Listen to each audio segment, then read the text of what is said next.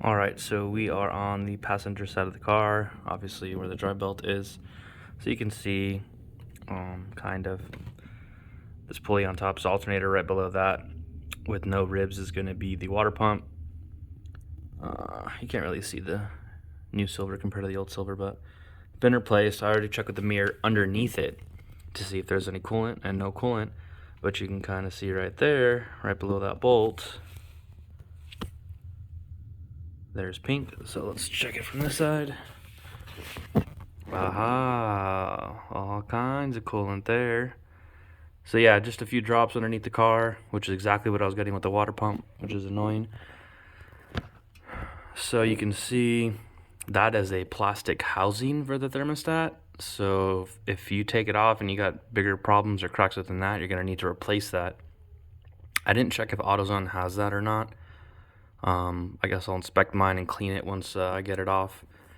Alternator is, kind of in our way here, but I don't think it's necessary. It's just two 10 mil nuts that are holding that housing on. And you can see that clip is in, can't get good focus today. That clip isn't in the best of locations. Alright, so now we're looking driver's side of the car. This is where the pitcock for the radiator is going to be. That's how you're going to drain the coolant from your radiator so that you can mess with that lower radiator hose that leads to the thermostat. There we go. So you can see it, and then you can see my hose kind of below it, and that's just going through the plastic down there. I've actually drained this before where I didn't remove any plastics. I just opened that thing and let it drip. It's actually not too bad from what I recall. I just put a drip pan pretty much underneath that on the driver's side. But because we're going to remove the thermostat, unless you drain the block, you're going to lose a lot of coolant from the block itself where the thermostat sits into. So since we're going to make such a big mess, essentially, I'm going to take off one panel down there, and I'll show you guys which one. So that little white butterfly should be pretty easy. You should be able to do it with your hand. Mine was super tight for some reason, so I did just use a little wrench to undo it, but I'll go ahead and spin it loose now. And this is a threaded pitcock. I haven't seen too many that are not. So now you can hear the fluid going. So you don't want to remove it completely. If you do, if you keep unthreading it, ultimately the threading will undo and that'll come out like a bolt, and then you'll also be spewing coolant out of the front of that, which would mean you make a mess. So that's flowing. I also have the radiator cap still on. If you know that your projection is good and you're in a good position to catch the coolant with your pan, you can go ahead and open this, and that should also speed up the process, because now you have gravity pushing down on this, draining there. So that's going to keep going. I'm going to set up the camera and clear a little bit of room on top so we can see how this is going to go. So you can still hear that thing is doing its thing still. It's draining. It sounds hilarious because it's barely flowing. We'll get the cover out of our way.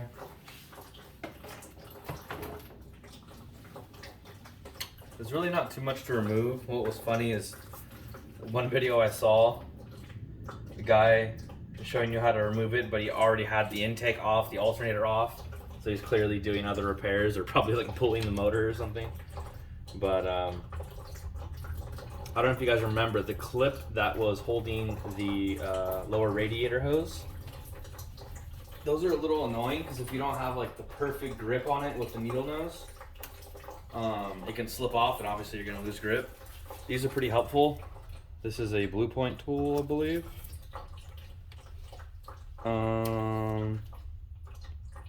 Wear safety glasses, Blue Point, HCP 10. So HCP 10 is, I believe, the part number. You are playing pretty close to the alternator here. So if you do not have that little protective plastic on your hot side of the radiator, you definitely want to disconnect your battery. But with disconnecting batteries on Toyotas, it will also kind of cause a headache because you kind of have to relearn the throttle sometimes. So what I ended up doing was just pushing it forward I got a lock on it and I push it forward so it's on the housing. And if these radiator hoses are like super latched on, like mine looks to be, one of these tools is really helpful. I have a different one that's going to be better in this scenario. So this is going to kind of mimic the hose down there. You have the hose and then the housing, so you kind of get on that edge, and if you put this inside the hose and you can work it around the housing like that, you'll basically break the hose loose, and then you can just twist the hose off. I'm underneath the rubber. I'm just going to work above all the way around, try to get to the right side. There we go. I'm on the bottom now. Kind of went around the world, you can't really see. See, I'm pushing up the right side. So I think I'm pretty much broke it loose. Feel good about it, so I'm gonna get my tool out of there. Try to spin the hose. Oh yeah, see how easily it spins? I couldn't even move it before. So given that the one down there is still pouring out, I feel like there's definitely fluid in here. So I'm gonna go real slow, get it to the edge, and I can kind of look down this hose.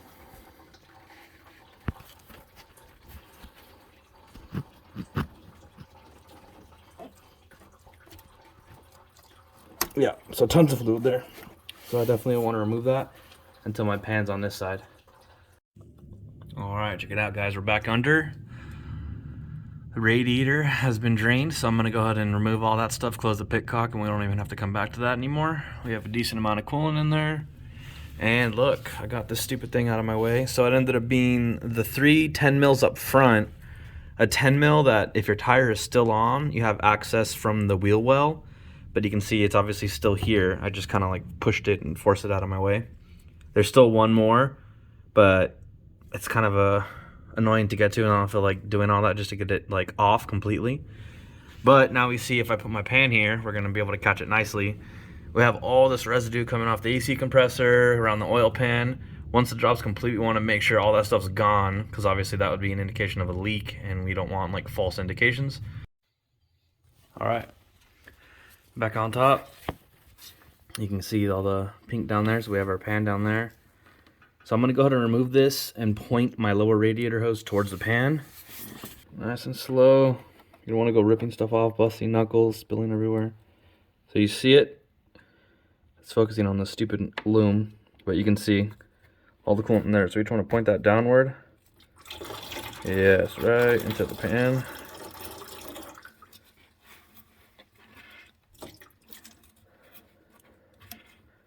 Once you think everything's out,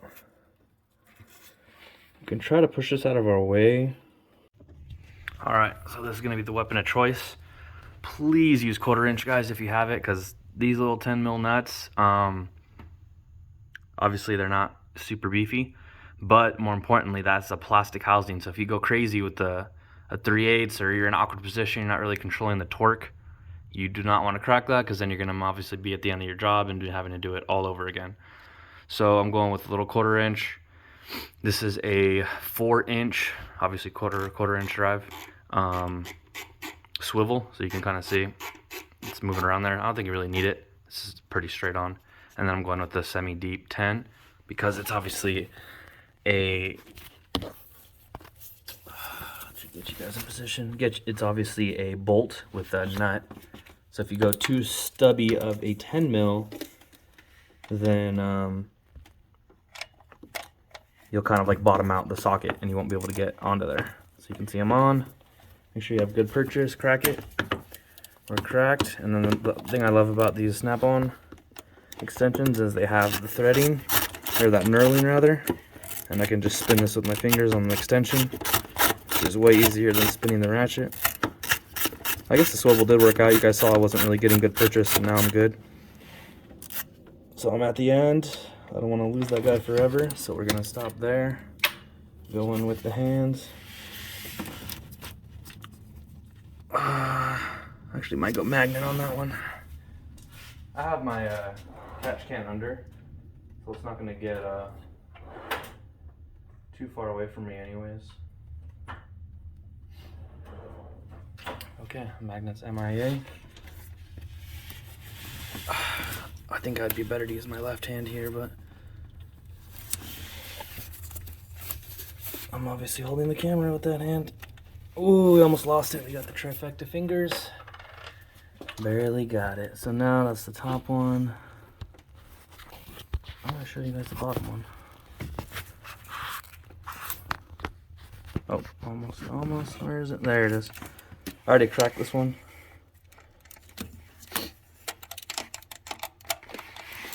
So we should spin with the hands. Yep. Easy money. So thankfully I can kind of see the plastic behind it and it looks not that bad. I was worried because all the dried coolant was on, all the residue rather.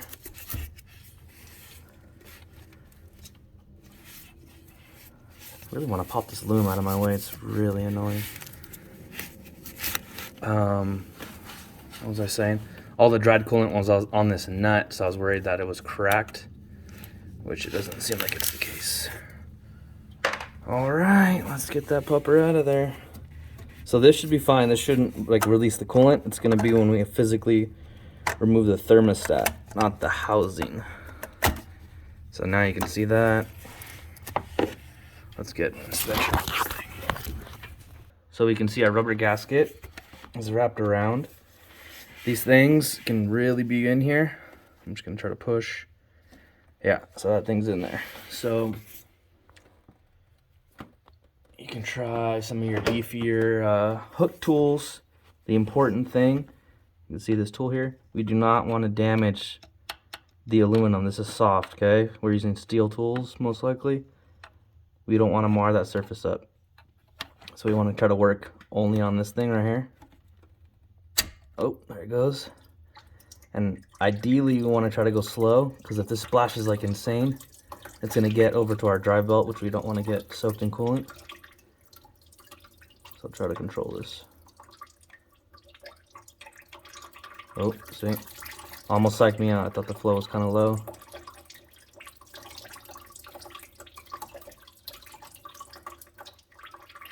So you guys can see the way I was holding this, I'm kind of just prying on the tip of the thermostat as opposed to creating like a fulcrum or a leverage point against that aluminum housing. Alright, that wasn't that much coolant. That's actually not bad. Alright, back. That was the bottom one that was covered in coolant. No cracks. Nothing weird. Everything looks strong. Everything feels strong. No thin spots. So I'm happy with the housing here. When I got the replacement, you can hear this. I was like, okay, that sounds like the nipple, but you don't see it, right? So I kept spinning it. And boom, you see that little copper thing right there at the top? That's our air bleeder. So that coincides with this part of this little tray. So we want to have that part up. And then sure enough, I double checked the one I pulled out. Exact same thing. I didn't get to check where it was when I pulled it out, but it definitely needs to be up. Obviously air in the tube with liquid on the bottom, air is going to be at the top. So that's where we want the air to be able to bleed. You can see it. Let's see from the back there now. So yeah, we have our new Pro gasket. Please guys, when you're cleaning everything, come on. So you can see everything looks pretty clean in there now. I was using paper towels, okay? If you use something real soft, always use a mirror. Double check all your mating surfaces for your gaskets, and make sure you don't leave a big wad. You don't want a wad of paper to tear off thinking you pulled everything out and now you have a huge blockage in there. So I use the mirror to double check, and we can see now on the camera it's fine too. So let's get you guys angled in here. You can see I have a wad down there kind of soaking up the coolant from that crevice. So double check which, yeah, so that one needs to be up. That silver right there, that's kind of like a little, what would be the word for that? Spacer almost. It's a metal spacer. Sometimes those fall out. I don't know if they can on this particular one, but sometimes those can fall out. You have to make sure that if you had those to start, that they're there, because when you go to torque this down, the structure is going to be significantly weaker without that spacer. Because before you're torquing against metal and plastic, and now you're only torquing against plastic. So double check that if you had it, make sure you still got it, because sometimes they can fall out. I've seen that on Toyota, I'm just not sure about this particular one. It's not like one fell out on me. I don't think I'm gonna be able to film and do this other one. I don't want to risk dropping it and losing this 10. So I think I'm gonna just cut out for a second. They're both hand tight.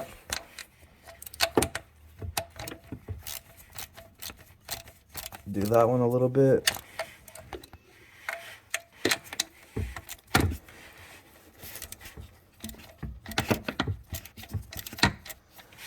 Because this is a new washer, obviously a new gasket.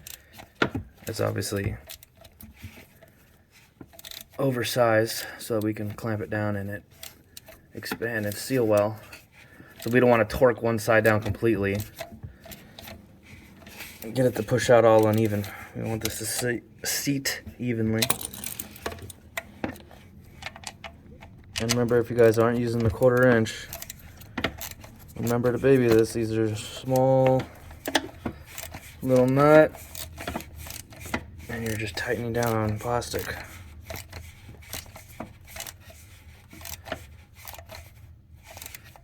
My fingers are like literally on the head of the ratchet, so I'm applying hardly any torque, and I just felt it. I got to a wall right there. So I'm gonna finish up on this one. And then just barely snug it up past that wall using the palm of my hand.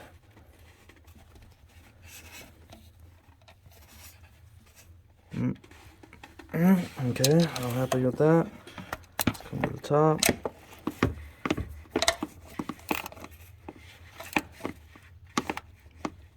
After tightening the bottom on the wall, and this one changed. Boom. Boom, that's it. I'll double check the bottom just for the hell of it.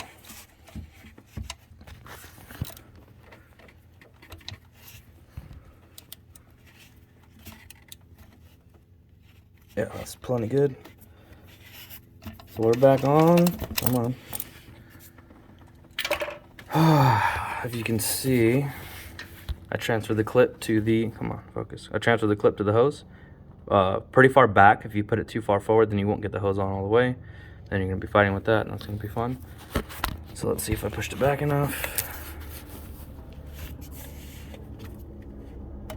Back on. You guys see that plastic thing, right? See right there? We want the hose to touch that. Oh, I'm just shy of it, but that's good enough for me. I'm gonna have to use my other hand. I mean, you guys see, I basically have it on there. I need to put pressure on this, push it forward, because I'm pushing that side up, but this side's getting caught on the rubber. But yeah, I'm gonna need both hands, so just use your left hand to press here. Your other tool, your right hand will be holding the tool, pushing on the clamp in the back, and it'll go on evenly. So yeah, let's do that. So I guess we can make this a teachable moment here. This stupid clamp, when I went to mess with it, I was using the pliers, and all of a sudden I kind of felt the pliers go slack, and then I saw and heard something kind of drop down. The tab to open and close these things, or I guess mostly open, totally snapped off because I've been messing with it so much. So another reason why I should have stuck with my gut and just replaced it. I don't trust the position that it's in to leave it solo, so I just ended up picking up, where the hell did it go? The worm gear I wanted to put in the first place. So I'm gonna basically double strap it for now.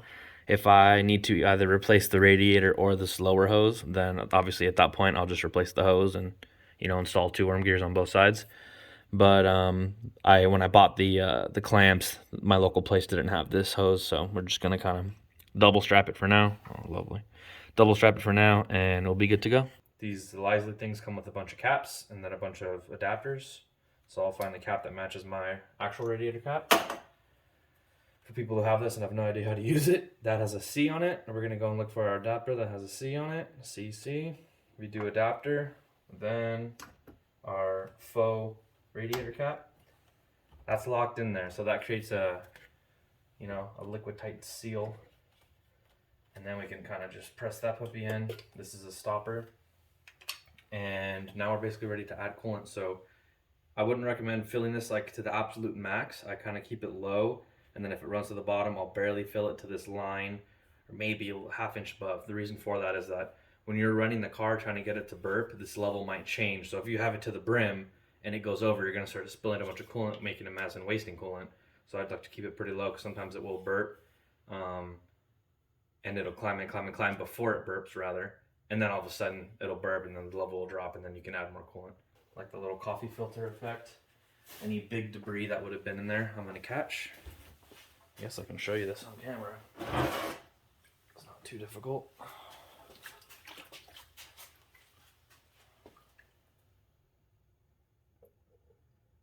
Typically when you start pouring this stuff too, you want to pour a little and then listen. If you hear drips, then obviously you know you left something open.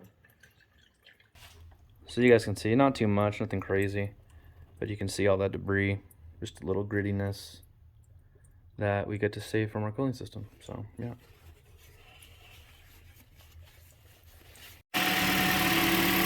So the car's running. I double checked my pit cock. Now that there's a little bit of pressure in the system, you can kind of see way down there. We're all good over there. I double checked underneath the car. No drips. I'm just watching the thermostat from up here, and you can see the levels dropped a little bit. We're getting a lot of air bubbles, which is good news. I'm in a garage, so you want to remember, open the garage door. You don't want to be breathing the exhaust fumes and toss out carbon monoxide and never wake up. Watch your coolant temperature so you don't overheat your car. Watch the temperature of the heat coming out of the air vent so you can see if the car is getting warm and you've minimized the air bubbles. And then watch this level. And that's it. Just keep watching those three. I'll be back once it's hot, and I'll show you how to, I guess, get rid of this thing without making a big mess. Take the stopper, install that.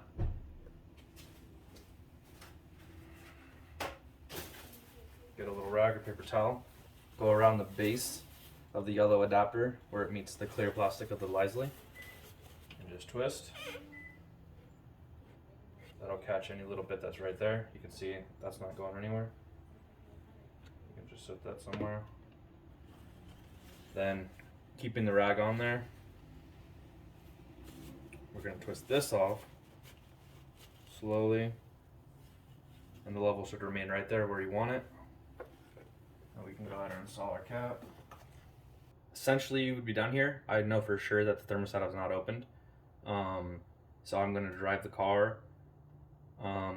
Once I drive it and I know for sure the coolant is cycled, I'll probably park it, let it sit for a few minutes, and then go ahead and slowly remove this, and then hook this thing back up, and then turn the car back on again, and the level will drop at that point if you've cycled some of the air out, and then you basically kind of repeat the process. I just don't want to do this because I feel like I'm gonna waste a bunch of time trying to get it up to temp because it's super cold right now. So yeah, you would just repeat the same thing, install it, which I showed you, and then do the removal process, and you're good to go.